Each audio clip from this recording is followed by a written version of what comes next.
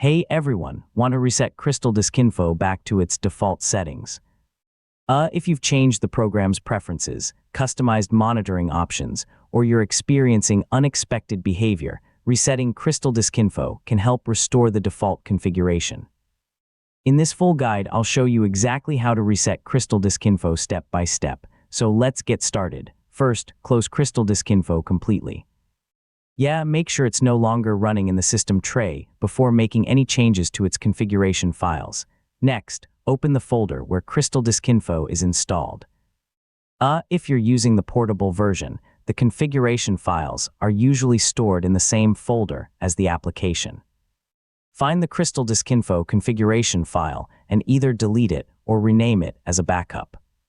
When the program starts again, it will automatically create a new configuration file using the default settings. Now launch CrystalDiskInfo again.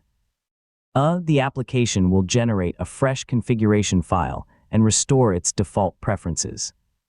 If needed, reapply your preferred settings such as startup monitoring, refresh intervals, temperature units, or system tray behavior.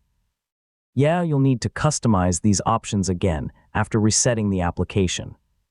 Finally, confirm that your SSDs and hard drives are detected correctly and that the health status, temperature, and smart information display normally. If the application is working as expected, the reset was successful, and that's how to reset CrystalDiskInfo. Restoring the default configuration can solve many settings-related issues and give you a fresh start if something isn't working correctly. Thanks for watching, and I'll see you in the next tutorial.